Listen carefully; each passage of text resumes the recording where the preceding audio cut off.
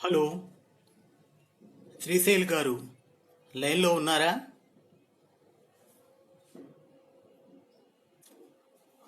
నాకు పద్మావతి కనిపిస్తున్నారు.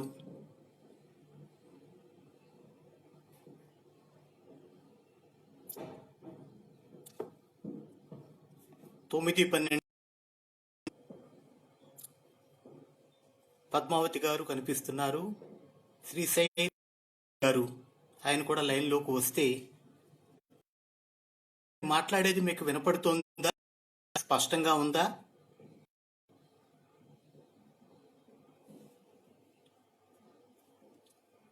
పద్మావతి గారు, నేను మాట్లాడేది మీకు ఒకసారి కన్ఫర్మ్ చేయగలరా?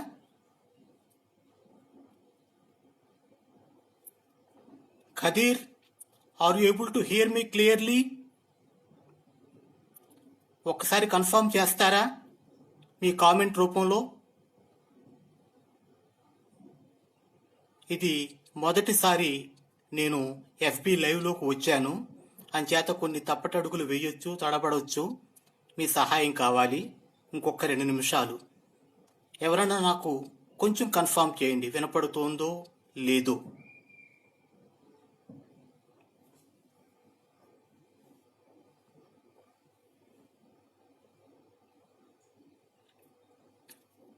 దయచేసి మీలో ఒక్కరు నాకు కామెంట్ పెట్టండి. నేను మాట్లాడేది స్పష్టంగా వినపడుతోందా? ఇంకొంచెం గట్టిగా మాట్లాడాలా? అసలు వినపడటం లేదా? చెప్పండి. ఓకే, ఎవరో థమ్స్ అప్ అన్నారు. So perhaps things are going well. ఇంకొక 2 నిమిషాల్లో మొదలెడతాను, 9:15కు. అప్పటి వరకు మీరంతా రావటం, కనిపించటం సంతోషంగా ఉంది. నాగపద్మిని గారు, పద్మప్రియ గారు, వేణు పంతం, పద్మావతి, ఖదీర్, బాగుంది.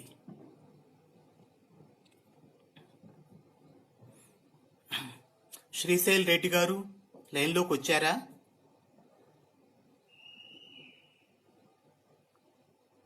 సూర్యలక్ష్మి గారు, మరొక్కసారి దయచేసి రీకన్ఫర్మ్ చేయండి. కనీసం ఒక్క థమ్స్ అప్తో నేను మాట్లాడేది మీకు స్పష్టంగా వినపడుతోందా? ఇంకొంచెం గట్టిగా మాట్లాడాలా? దయచేసి చెప్పండి మీలో ఎవరన్నా.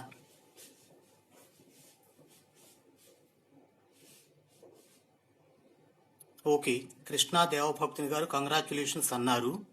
అంచేత నేను కనపడుతున్నట్టు, బహుశా వినపడుతున్నట్టు నాకు అనిపిస్తోంది. సరే, ఇంకా ఈ మీమాంసలు ఎస్, మల్లేశ్వరి గారు ఎస్ అంటున్నారు. రైట్ అండి, మెల్లగా కార్యక్రమంలోకి వెళదాము. ఇది ముందు అనుకున్నట్టుగానే ఒక 15-20 నిమిషాలు పుస్తక పఠనం ఉంటుంది. ఆ తర్వాత ఆ పఠనం ద్వారా మనకు వచ్చే ఆలోచనలు, ప్రశ్నలు, సమాధానాలు, వాటితో మనం ఇంకొక 20-30 నిమిషాలు కనీసం గడిపితే బాగుంటుంది. ఫేస్బుక్ మిత్రులందరికీ అమరేంద్ర బాహుబలి నమస్కారాలు. నిన్న ఉదయం మిత్రుడు శ్రీశైల్ రెడ్డి గారి పోస్ట్ చూశాను.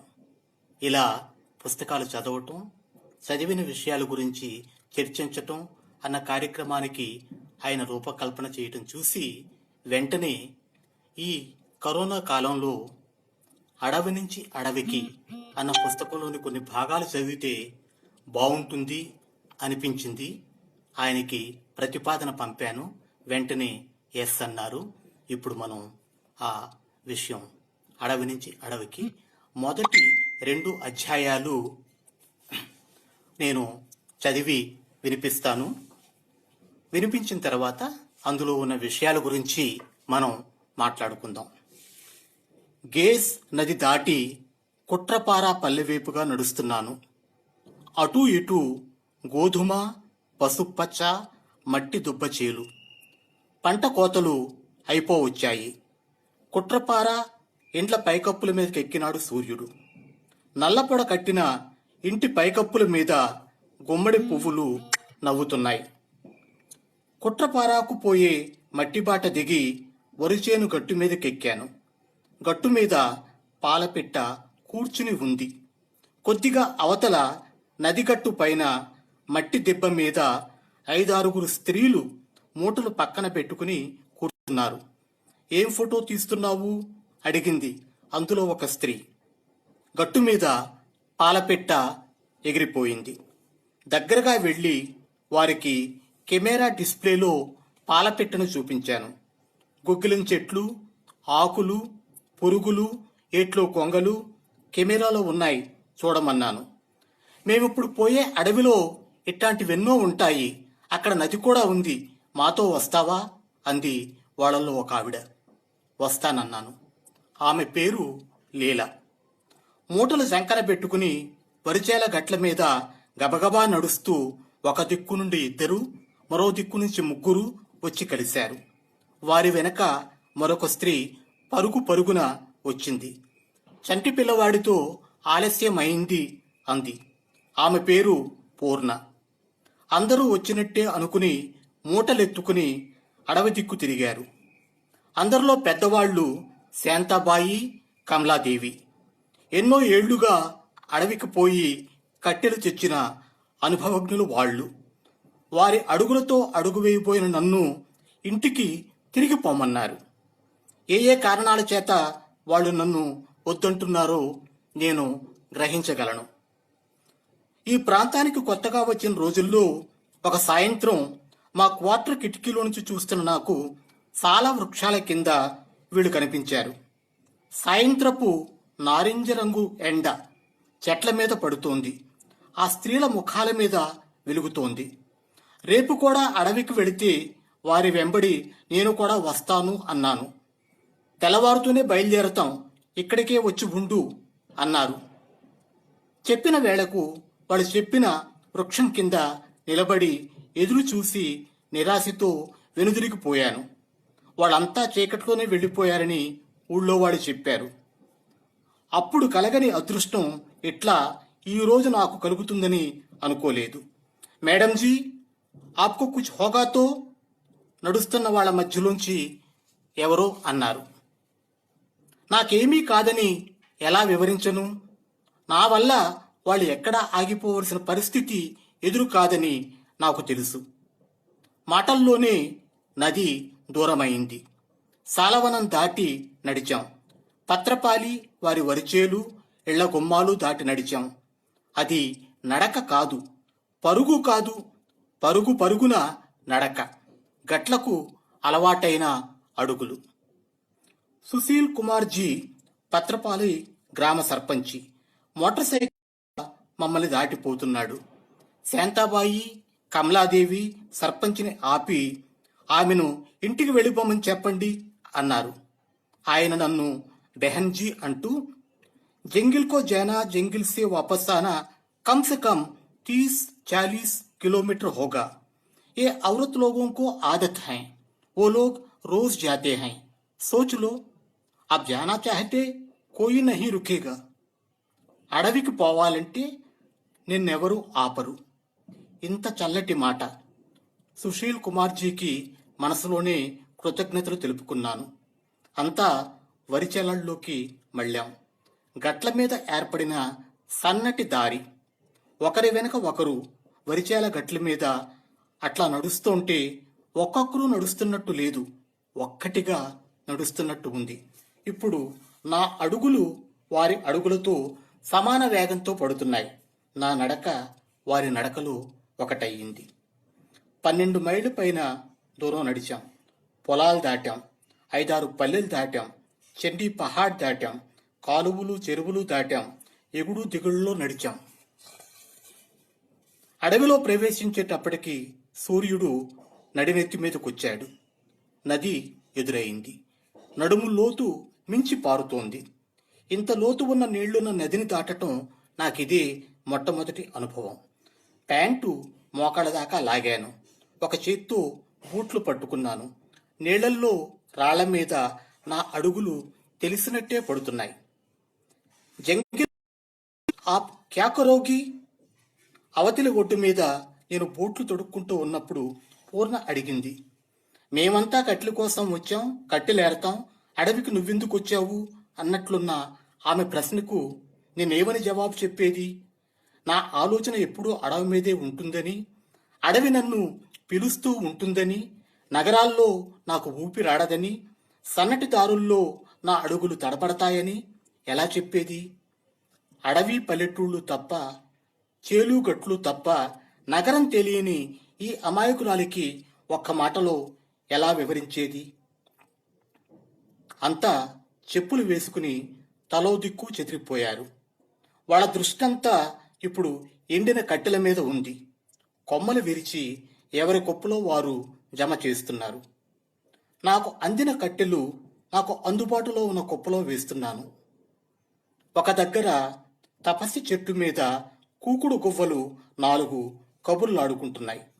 ఏరిన కట్టెలు పక్కన పెట్టి కెమెరా బయటకు తీశాను. నాకు 4 అడుగుల అవతలి పొదల పక్కన చెట్ల నీడలో ఆకుల మీద సర్రున చప్పుడయింది. నిద్ర భంగమై బుస్సుమని లేచింది నల్లతాచు.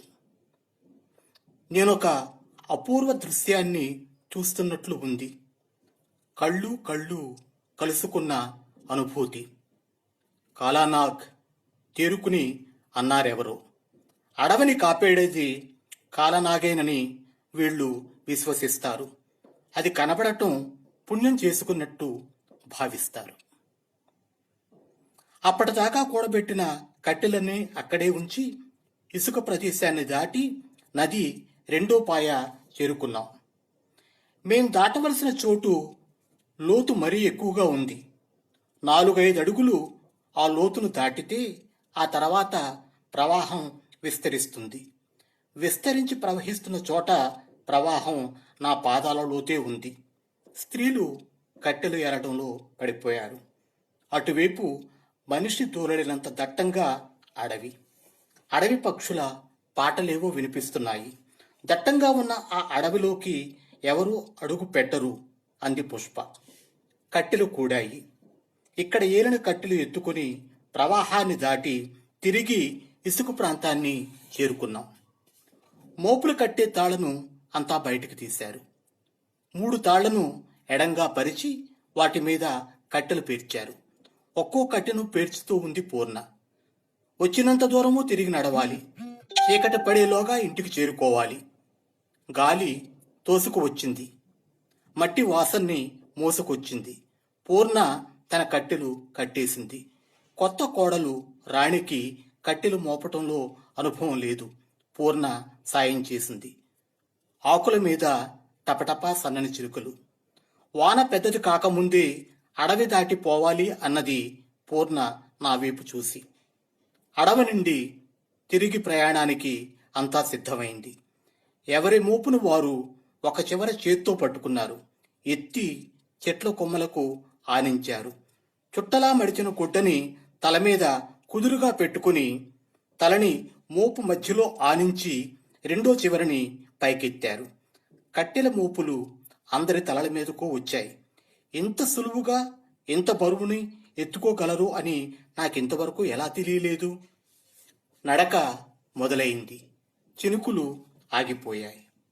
నదిలో చేతులు కడుక్కుని బండరాళ్ల మీద కూర్చుని రొట్టెలు తిన్నాం. నది నీటిని తాగాం.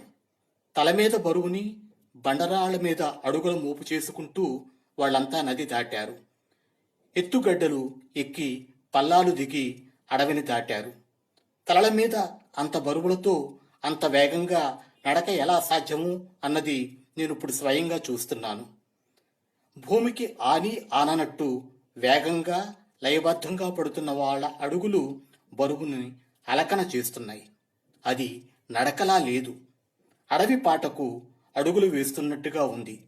అడవి ఇచ్చిన ఇది ఎత్తుకుని ఆనందంతో వాళ్ళంతా ఇంటికి పరుగులు తీస్తున్నట్టుగా ఉంది. వర్షం మళ్లీ అందుకుంది. చినుకులు పెద్దవవటంతో ఒక ఇంటి పంచ కిందకి జూరాం.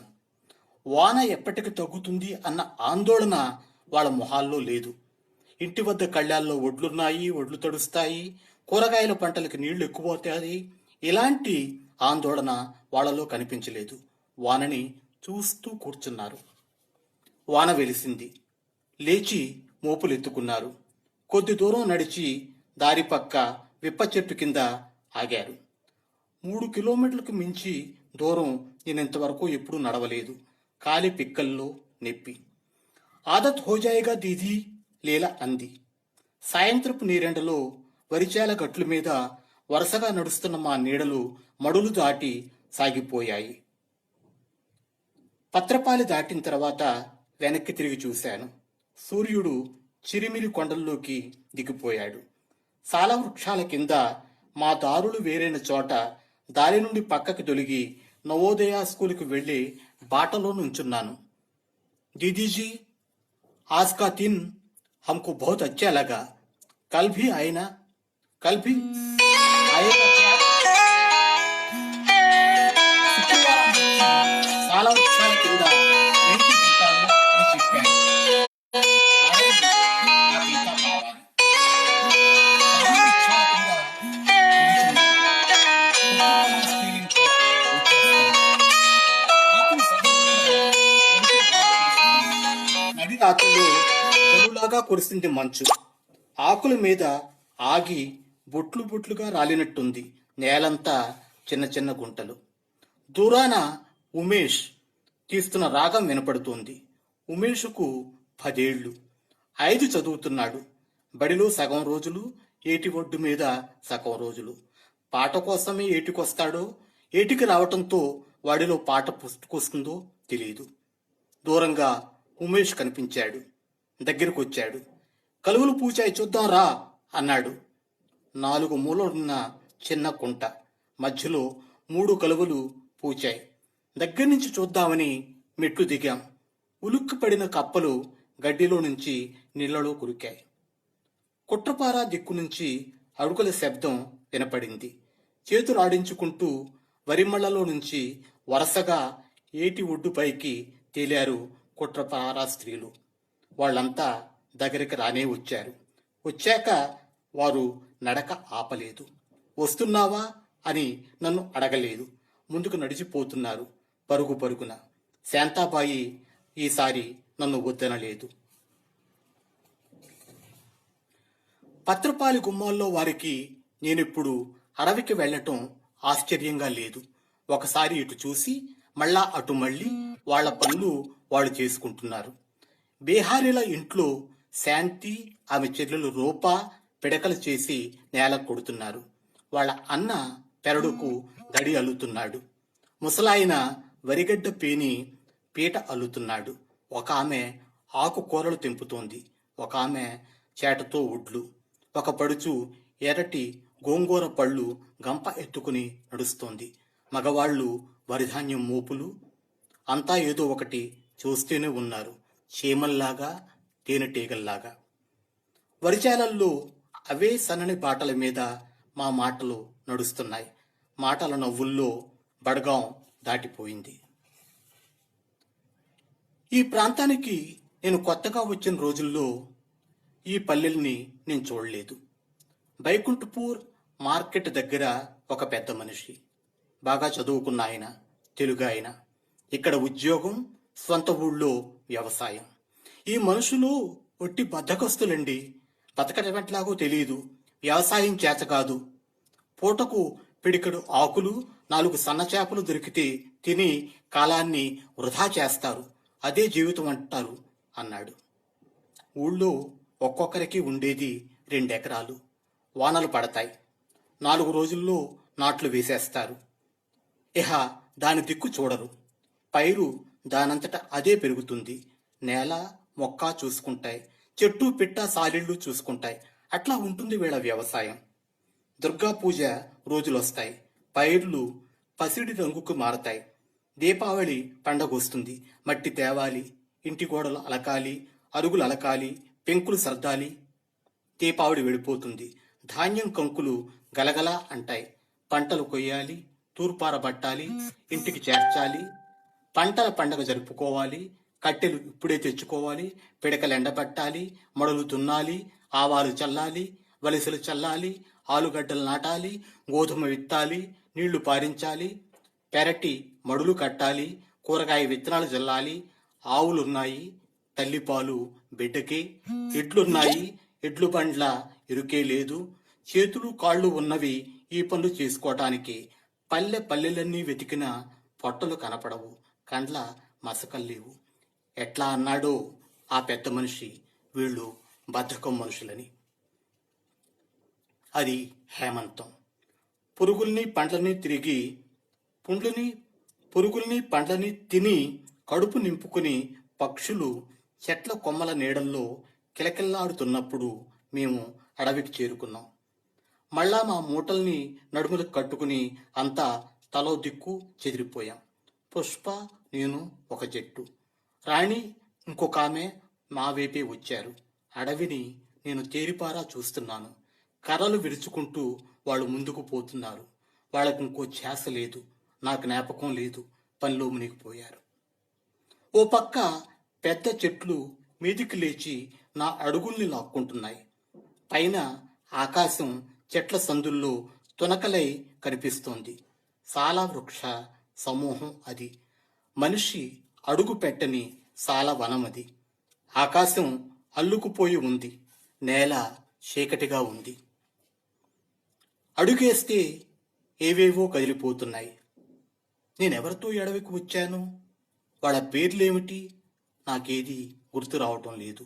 నన్ను మరుపులోకమేదో మనసు తేలిపోతూ ఉంది. నా అడుగులు నన్ను నడిపిస్తున్నాయి. చెట్టుని తిరిగాను. చెటారు కొమ్మల్లో ఆకులకన్నీ చిల్లులు. కొమ్ముల సందుల్లోంచి ప్రసరిస్తున్న ఒక్కటే వెలుగు. ఒక్కో ఆకు వెనుక, ఒక్కో మలుపులో, వెలుగులో, కదిలే నీడల్లో నేను చూస్తున్నదంతా అపూర్వ సృష్టి. ఎక్కడో పుటుక్కు మన శబ్దం. స్త్రీ గొంతు. అది పూర్ణ. అడవిని కొద్దిగా తుంచుకొని వెళుతోందామె. ఆమె కోసం, ఆమెతో వచ్చిన స్త్రీల కోసం అడవి మళ్ళా చిగురిస్తుంది. ఏదో జ్ఞాపకం వస్తోంది. వీళ్ళు నన్ను అడవికి వెంట పెట్టుకొచ్చిన స్త్రీలు కదా. నేను వీళ్లతో కలవాలి కదా. నేను తిరిగి ఇంటికి వెళ్ళాలి కదా. వెనక్కి వచ్చేశాను. కట్టెలు జమయ్యాయి. ఒకరి వెనక ఒకరం నడిచాం. దోభాపని దాటి దారి పక్కన ఇప్ప చెట్టు కింద మోపులు దించారు. బోరింగ్ దగ్గర రొట్టెల మూటలు విప్పారు. అందరం పంచుకొని తిన్నాం. బడ్గాం ఊరు మొదట్లోకి వచ్చేసరికి ఎండ రంగు మారింది. ఇళ్ల గోడలకి బంగారు పోత పోస్తోంది ఎండ. ఆవులు ఇళ్లకొస్తున్నాయి. డొంకలో గోధూళి బంగారపు పొగలాగా పైకి లేస్తోంది. మామిడి కొమ్మల్లో సాలిగుళ్ళు వెలుగుతీగ బుట్టల్లాగా ఊగుతున్నాయి. పిడకల మీద ఆలుగడ్డలు కాలుతున్న కమ్మని వాసన. మనస్సు మళ్ళీ మధ్యాహ్నం తిరిగొచ్చిన సాలవనం మీదకి పోతూ ఉంది. ఆ నిశ్శబ్దంలో ఎంత ఆనందం, ఎంత సుఖం. ఎందుకు వచ్చేశాను వెనక్కి? నేనింకా చూడవలసినవి ఎన్నో ఉన్నాయి కదా. ఒక ఏడాదంతా చూడాలి. అడవిలో మార్పులు చూడాలి. ఋతువులు వచ్చేది పోయేది ఆకలి ఎరగకుండా చూడాలి. ఇంతకుముందు నేను అడవిని చూడలేదు కదా. ఎట్లా అడవి నాకు సంబంధించింది అనిపించింది? ఎందుకని ఏ నగరంలోనూ నేను ఉండలేకపోయాను? ఏ ఉద్యోగంలోనూ నేను నిలబడలేకపోయాను? మానవ సమూహాల్లో ఎమడలేకపోయాను? అడవి నా ఊపిరిలోనిదా? నాకేమన్నా ఈ అడవిలో అయ్యుంటే? నాకేమీ కాదని నీలారా అనుకున్నాను. నాకేమీ కాదని నేను ఎలా అనుకున్నాను? పత్రపాలి దాటి సాల చెట్ల కిందకు వచ్చేసాం. ఊరు ఎంతో దూరం లేదు. आप कहां से कहां तक आ गया? किसी के साथ इस जंगल में आप पहले घूम रहा दीदी? అడుగుతోంది లలిత. ఒక్క మాటలో నేను సమాధానం చెప్పలేని ప్రశ్న. ఈ ప్రాంతానికి ఉద్యోగం కాదనుకుని వచ్చాను. అదిచ్చే సౌకర్యాలు సుఖాలు వదిలిపెట్టి వచ్చాను. అది కాదు మనసుకు సుఖం. ఈ మధ్యాహ్నపు అనుభవం అసలైన సుఖం. అడవి నాకిప్పుడు దూరపు చుక్క కాదు. ఇది జైతి లోహితాక్షన్ 2012లో జరిగిన ముచ్చట గురించి ఆవిడ అడవి నుంచి అడవికి అన్న పుస్తకంలో రాసిన మొదటి 2 అధ్యాయాల సంక్షిప్త రూపం. ఈ పుస్తకం 2018లో ప్రచురితమైంది. బహుశా నా స్నేహితుల్లో చాలామంది ఈ పుస్తకం చదివి ఉంటారు, కనీసం విని ఉంటారు. ఆవిడ నడుస్తున్నది భిన్నమైన బాట, భిన్నమైన మార్గం, భిన్నమైన జీవన విధానం.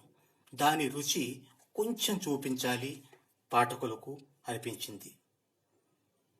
ఈ రోజుల్లో కరోనా వచ్చాక అనేక పదాలకు అర్థాలు మారుతున్నాయి. ఎకానమీ, సంపద, అవసరాలు, విజయాలు, సంతోషం, సంతృప్తి అన్న పదాలకు కొత్త కొత్త అర్థాలు వస్తున్నాయి. నిజానికి ఈ అర్థాలన్నీ జైతి ముందే చెప్పారు. ఇప్పుడు అర్థాలకు మరింత ప్రాముఖ్యత సంతరించుకుంటోంది. అంచేత ఆ పయనాలు, ఆవిడ నగరాల్లోంచి అడవిలోకి వెళ్ళిపోయిన 7 ఏళ్లుగా ఏమో అందరితో పంచుకుని, ఇవి అప్పటి ఆవిడ అనుభవాలైనా ఇప్పటి పరిస్థితుల వెలుగులో ఈ పదాల అర్థాలు మరొక్కసారి మననం చేసుకుని, జీవితాన్ని మరొక్కసారి పరకాయించి చూసుకుని అర్థం చేసుకునే ప్రయత్నం చేస్తే, పునర్నిర్వచించుకునే ప్రయత్నం చేస్తే బాగుంటుంది అనిపించింది. మనం పరిగెడుతోంది ఎండమావుల వెనక, లేకపోతే అభివృద్ధి వైప? ముందు చూప, వెనక చూప, ఏ చూపు కాదా? మన చూపు మనదేనా? మనల్ని నిర్దేశిస్తున్న వాళ్ళు ఎవరు? మన బ్రతుకు మనదేనా? అసలు మన బ్రతుకు మనం బ్రతకటం సాధ్యమేనా? ఇలాంటి ప్రశ్నలు ఈ పుస్తకంలోంచి ఎన్నో మనకి వస్తాయి.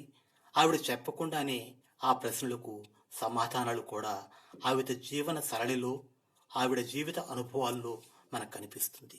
అంచేత ఈ పుస్తకం గురించి నేను ఎన్నుకున్నాను, చదివాను, మాట్లాడుతున్నాను. ఈ నేపథ్యంలో నేను ఇందాక చెప్పిన మౌలికమైన విషయాలు, మన జీవితాన్ని ఇప్పటిదాకా నిర్దేశిస్తున్న, పుట్టిన దగ్గర నుంచి 67 ఏళ్ళు, 27 ఏళ్ళు, 47 ఏళ్ళు మనందరికీ కూడా జీర్ణించుకుపోయిన కొన్ని భావాలను, కొన్ని అభిప్రాయాలను మరొకసారి చూసాల్సిన అవసరం ఉంది. అసలు మౌలికంగా పని అంటే ఏమిటి, సంపద అంటే ఏమిటి, ఎకానమీ అంటే ఏమిటి, వీటన్నిటి గురించి ఇంకొకసారి ఆలోచించాలా? లేకపోతే ఈ కరోనా ముగిసిన తర్వాత మళ్ళా మన పాత భావాల్లోకి, పాత అలవాట్లలోకి, పాత సంపదల్లోకి వెళ్ళాలా? ఇది ఇవాళ మనం చర్చించుకుంటే బాగుంటుంది అని నేను అనుకుంటున్నాను. అలా అని చర్చ నేను చెప్పిన విషయాలకే పరిమితం కాదు. మీరు ఏమడిగినా కూడా వాటి గురించి మనం మాట్లాడుకుందాం. ఇక్కడితో నేను ఆపుతాను. మీరు అడిగిన ప్రశ్నలకు, మీరు ఎత్తే సందేహాలకు నాకు చేతనైన రీతిలో నేను స్పందిస్తాను. అందరికీ ఒక్కసారి కృతజ్ఞతలు.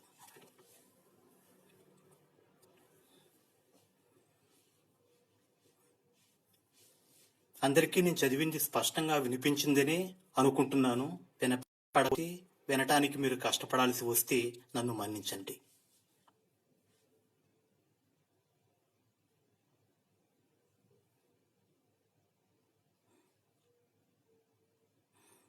శంకర్ రెడ్డి గారు, థ్యాంక్స్ అండి మీరిచ్చిన కాంప్లిమెంట్స్కు.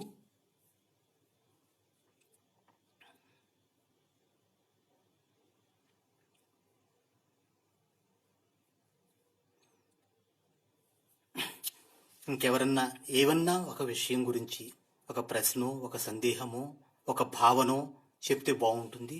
ఆ ఆధారంతో మనం ముందు ఈ విషయంలోకి మరి కాస్త లోతుగా వెళదాం.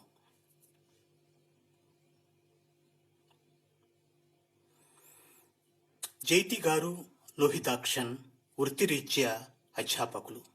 ఇద్దరూ నాకు గుర్తున్నంత వరకు పోస్ట్ గ్రాడ్యుయేషన్ చేశారు. ఆంధ్రాలోనూ, తెలంగాణలోనూ, కేరళలోనూ, అరుణాచల్ ప్రదేశ్లోనూ, ఛత్తీస్గఢ్, ఒరిస్సాల్లో ఉద్యోగాలు చేశారు. 7-8 ఏళ్ల క్రితం ఇది కాదు జీవించాల్సిన విధానం అనుకుని అన్నీ వదిలి అడవి బాట పట్టారు. అడవుల్లోనే ఉంటున్నారు. 7-8 ఏళ్లుగా అడవులన్నీ వాళ్లకు ప్రాణమిత్రులు అయ్యాయి. అలా అని ప్రపంచంతో తెగతింపులు చేసుకోలేదు.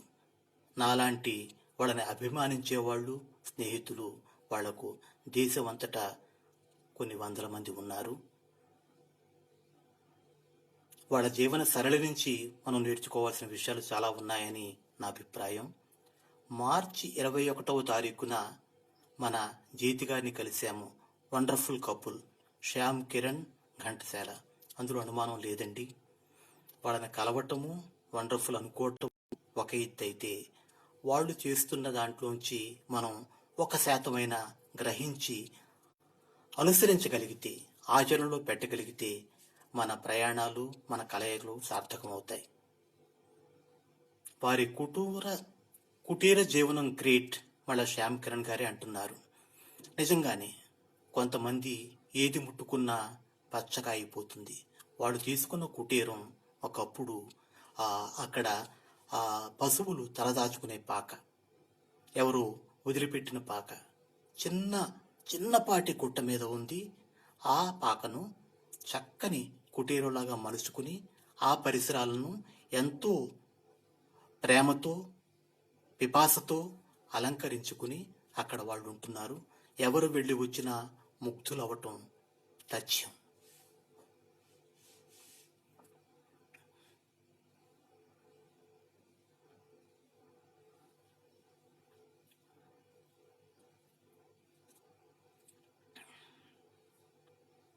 నిజానికి వాళ్ళు ప్రపంచం అంటే అనురక్తి ఉంది, ప్రపంచం అంటే ఆరోగ్యకరమైన విరక్తి ఉంది.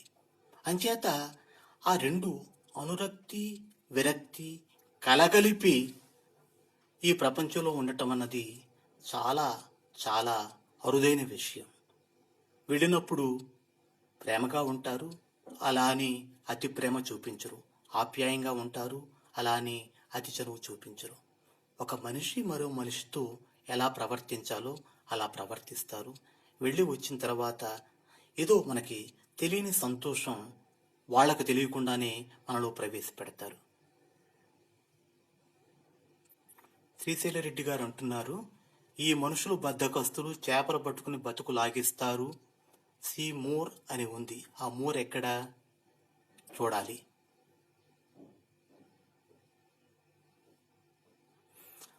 Satish Chandra, hello sir, how do you think we can integrate city life and rural life? ఈ సిటీ లైఫ్, రూరల్ లైఫ్ అన్నవి ఇంటిగ్రేట్ చేసుకోవటం 2 స్థాయిలో చేయొచ్చండి. ఒకటి భౌతికంగాను, రెండోది మానసికంగాను. ఏదో సందర్భంలో స్టీవ్ జాబ్స్ అన్నాడు, ఎవరు అడిగితే, ఏమయ్యా నువ్వింత పెద్ద ధనవంతుడు అయినా కూడా మొదటి భాష ఏమిటి అంటే, అబ్బాయి నాది పుట్టుకతో దిగువ మధ్య తరగతి, ఆ భాష నా సొంత భాష. ఇప్పుడు కోట్లు, బిలియన్లు, ట్రిలియన్లు సంపాదించానని నా మూలాలు నేను పోగొట్టుకోను అన్నాడు. సందర్భం వేరైనా కూడా మనలో కొంతమంది తెలిసి, కొంతమంది తెలియక చేస్తున్నది ఏమిటంటే, మన సహజ మూలాలు అంటే గ్రామాల్లోనే ఉన్నాయి కాదని, మన సహజంగా ఉండే మూలాలు ఏమిటో మనం గ్రహించకుండానే జీవితం గడిపేస్తున్నాం. సహజ మూలాలు మనకి పట్టు చిక్కినప్పుడు అర్బన్ లైఫ్, రూరల్ లైఫ్ అన్న తేడా మనకు కనిపించదు. ఒకటే జీవితం. ఇది నేను థియరీ చెప్పటం లేదు. గత 50 ఏళ్లుగా నేను నగరాల్లో ఉంటున్నాను.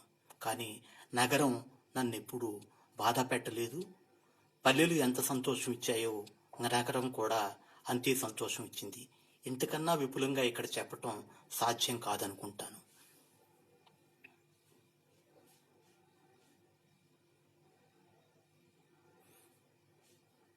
శ్రీశైల్ రెడ్డి గారు, మీ ప్రశ్న పూర్తిగా రాలేదండి. సీ మోర్ అన్నారు, అది పెట్టగలరా?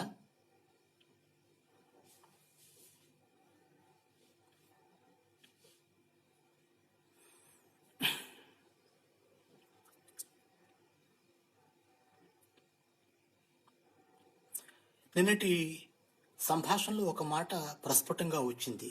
నిన్న శ్రీశైల్ రెడ్డి గారు ఓషో పుస్తకం గురించి మాట్లాడారు. అందులో మనిషి పని చేయకుండా ఉండటం కష్టము అన్నది ఓషో ప్రతిపాదన. విన్న తర్వాత నాకు ఒక భావన కలిగింది.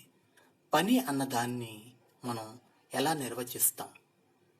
పని అనగానే మనకు జీతం గుర్తొస్తుంది. జీతం లేని పనులుండవా? సంజీవ్ దేవ్ చేసింది పని కాదా? చాగంటి సోమయాజులు పని చేయలేదా? బహుశా పనిని మనం మళ్ళా నిర్వచించుకోవాలేమో. పనిని, డబ్బును దూరంగా పెట్టగలిగినప్పుడు మధ్యతరగతికి అది సాధ్యం. అప్పుడు పని నిర్వచనం మారుతుంది, డబ్బు నిర్వచనం మారుతుంది. మళ్ళా శ్రీశైల రెడ్డి గారి కామెంట్ వస్తోంది. సౌదా నుంచి కూడా ఈ మనుషులు బద్దకస్తులు, చేపలు పట్టుకుని బతికి లాగిస్తారన్నమాట విన్నాను అన్నారు. నిజంగా సౌదరా ఎవరో తెలియదు నాకు. మరి తెలిస్తే నేను దాని గురించి వ్యాఖ్యానించగలను. హ్యాడ్ దిస్ ఫ్రమ్ సౌదరా టు అన్నారు శ్రీశైల రెడ్డి గారు.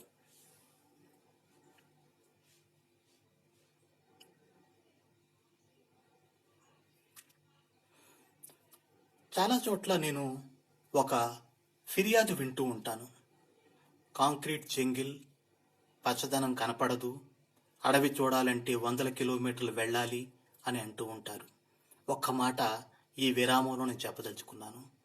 అది హైదరాబాద్ అయినా, విజయవాడ అయినా, ఢిల్లీ అయినా మనం నిజంగా అడవి చూడాలి అంటే 10 కిలోమీటర్లు ఎటు వెళ్ళినా మనకు అడవి కనపడుతుంది. అది కొండపల్లి కావచ్చు, లేకపోతే అనంతగిరి కావచ్చు, లేకపోతే ఢిల్లీలో ఉన్న అనేక అడవులు కావచ్చు. అడవి మన కంటికి కనిపించినా కూడా చూడలేని దశలో ఉన్నప్పుడు మనకి కాంక్రీట్ భవనాలే కనిపిస్తాయి తప్ప పచ్చదనం కనిపించదు.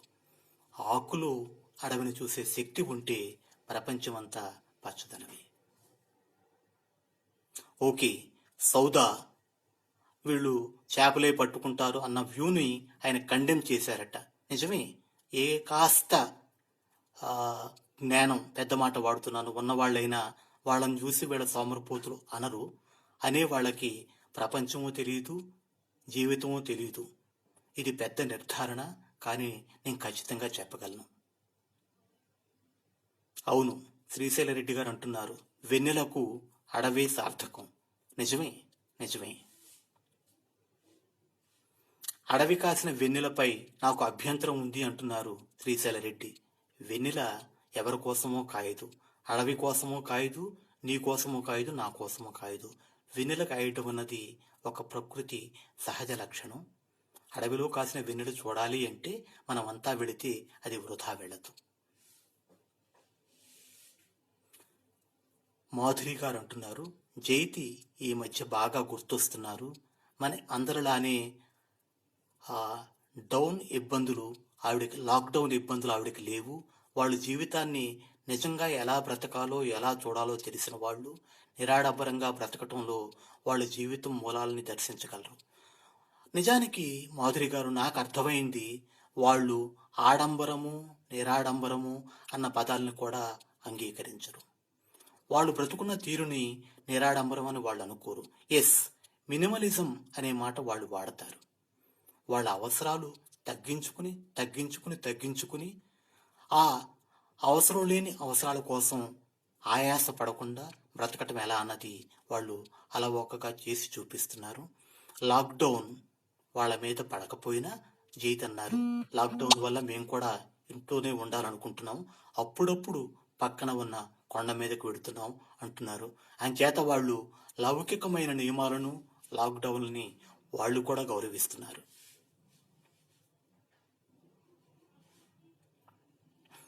అవునండి, శ్రీశైల రెడ్డి గారు నగరాల్లో కన్నా వెన్నెల అడవికే అందం అంటున్నారు. చాలా నిజం. అంచేత ఇది విన్న తర్వాత ఇంకెవరన్నా అడవి కాచిన వెన్నెల అనే పడికట్టు మాట వాడితే వీరికి వచ్చినట్టే, శ్రీశైల రెడ్డి గారికి వచ్చినట్టే నాకు కూడా ఆ సహనము, కోపం వస్తాయన్నమాట. నగరాలు ఖాళీ చేయాలని జైతి కూడా చెప్పరు, పాడు చేయొద్దు అంటున్నారు. నిజం, ఇది శ్రీశైల రెడ్డి గారి అబ్జర్వేషను. చాలా నిజం. నగరాల్ని మనం దుర్వినియోగం చేయకపోతే ఎంత సుందరంగా ఉండగలవు అన్నదానికి ఇప్పుడు మనం చూస్తున్న నగరాలే నిదర్శనాలు. ఈ నగరాల్లోకి నెమళ్ళు వస్తున్నాయి, లేళ్లు వస్తున్నాయి, డాల్ఫిన్స్ వస్తున్నాయి, చక్కటి గాలి వస్తోంది, కాలుష్యం తగ్గిపోతోంది. ఇవన్నీ జరగకుండా చూసేది మనమే. ఇదేదో మన సొత్తు అనుకుని మనం నిర్మించామనుకుని వాటిని కలుషితం చేయటం, మళ్ళా ఆ ఆ నెపం ఎవరి మీదో పెట్టటం, నగరాల్ని తిట్టటం. ఇది మనల్ని మనమే మోసం చేసుకుంటున్నాం. అవును, నగరాలు ఖాళీ చేయాలని జైతు కూడా చెప్పరు, పాడు చేయొద్దని ఆవిడంటారు.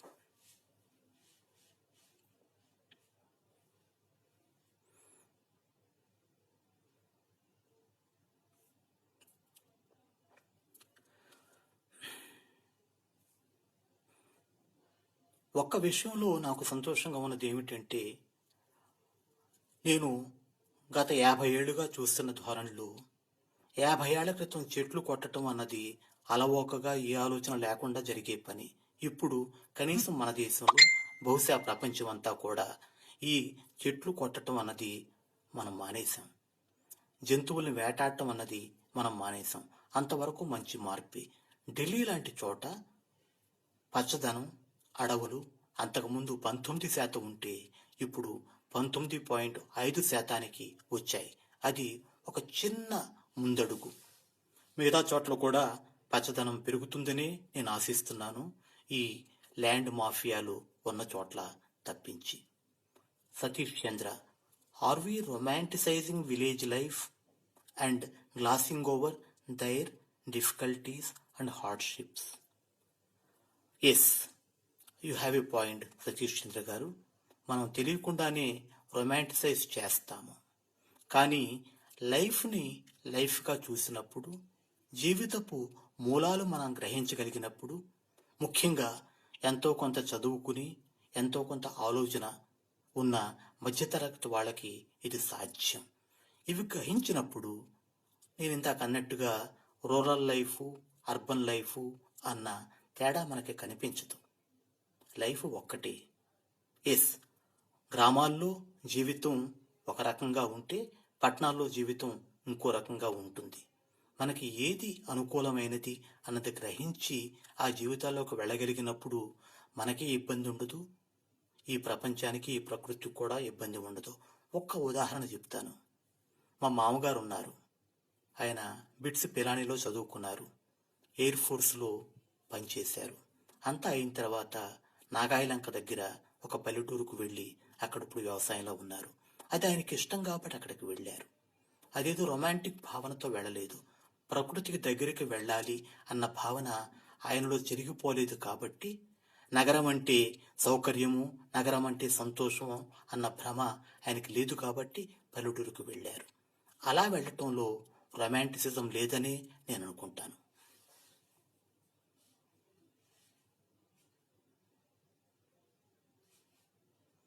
ఎస్, శ్రీశైల్ రెడ్డి గారు అంటున్నారు, moderation is the key. Yes, మన కాళ్ళు నేల మీద ఉన్నప్పుడు ఈ అనవసరపు రొమాంటిసిజం, అనవసరంగా వాళ్ళని గ్లోరిఫై చేయటం, వాళ్ళ కష్టాలు పట్టించుకోకుండా, పల్లెటూళ్ళలో ఉండే ఇబ్బందులు పట్టించుకోకుండా మంచివే మాట్లాడటం జరుగుతుంది. ఎస్, మనం మోడరేట్ చేసుకోగలిగితే మన ఆలోచనల్ని ఆ ప్రమాదం నుంచి మనం తప్పించుకోగలం. భార్గవ్ గారు ఇప్పుడు వచ్చారు, డాక్టర్ భార్గవి పామర్లో ఉంటారు. వారికి కావాలంటే బహుశా విజయవాడ లేకపోతే హైదరాబాదు, ఇంకా చెప్పాలంటే అమెరికా వెళ్ళి వారి వృత్తి చేసుకునే అవకాశం తప్పకుండా ఉండే ఉంటుంది. ఆవిడ కావాలని పామరు లాంటి చిన్న ప్రదేశంలో తన జీవితాన్ని గడుపుతున్నారు. అది ఆవిడ ఛాయిస్, ఆవిడ ఎన్నుకున్న జీవన మార్గం. మళ్ళా అందులో రొమాంటిసిజం ఉందని నేను అనుకోను.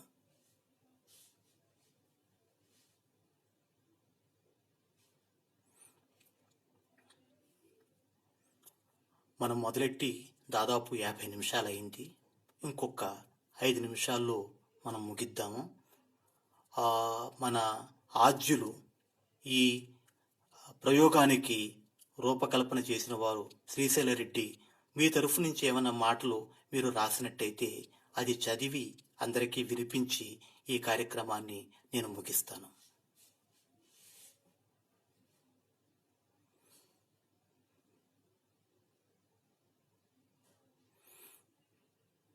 మళ్ళా ఒకసారి నా ఆలోచన మీతో పంచుకుంటాను. ఈ కరోనా కాలం చాలా కష్టమైన కాలం. చాలా ఆందోళన కలిగించే కాలం. కాస్తంత భయపడితే భూతంలాగా వెంటాడే కాలం. కానీ దీని పుణ్యమా అని ఎన్నో ప్రాథమికమైన విషయాలను మళ్ళా ఆలోచించుకుని మళ్ళా తరచి చూసి ఒక అవకాశం మనకి వచ్చింది. ఏది మనకి అవసరం, ఏది అనవసరం, ఆ అవసరమైన దాంట్లో మనం ఎంత ఎక్కువగా అవసరాలను తీర్చుకుంటున్నాం, ఆ తీర్చుకోవటం ద్వారా మన మీద, మన పరిసరాల మీద మనం ఎంత భారం పెట్టి మనం ఎలాంటి భౌతిక మానసిక ఒత్తిడులకు ఇబ్బందులకు గురవుతున్నాం, వీటన్నిటినీ ఆలోచించుకుని ఎకానమీ పడిపోతుందని బాధపడకుండా ఎకానమీ అంటే ఏమిటో అర్థం చేసుకుని లేదు ఎకానమీ కోసం ముసలి వాళ్ళను 87 దాటిన వాళ్ళని మనం బలిపెట్టొచ్చు లాంటి క్రూరమైన ఆలోచనలోకి వెళ్లకుండా ఒక్కసారి జీవితాన్ని మళ్ళా ఒక రకమైన కొత్త చూపుతో, కొత్త ఆలోచనతో దర్శించుకునే అవకాశం మన ముందు ఉంది. ఈ 15 రోజుల్లో మనం అవసరాలు అనుకున్న ఎన్నో అలవాట్లు మనం వదిలేసాం. ఒక్కసారి ఇప్పుడు ఆ వదిలేసినవన్నీ కూడా నిజంగా అవసరాలేనా అన్న విషయం దగ్గర మొదలెడితే మనం చాలా దూరం వెళ్ళగలము. చాలా విషయాల్లో మనల్ని మనం నిర్బంధం నుంచి తప్పించుకోగలము అన్నది నా విశ్వాసం. మీరంతా గంట సేపు వచ్చారు, విన్నారు. ఈ యజ్ఞం రోజు చేద్దాం రాత్రి 9ంటికి అంటున్నారు శ్రీశైలరెడ్డి గారు. తప్పకుండా మీ యజ్ఞంలో నేను కూడా పాల్గొంటాను, ప్రతిరోజు 9 నుంచి 10 వరకు. ఈరోజు మాతో పాటు ఉన్న మీ అందరికీ మరొక్కసారి అమరేంద్ర బాహుబలి నమస్కారాలు చెప్తూ సెలవు తీసుకుంటున్నాడు.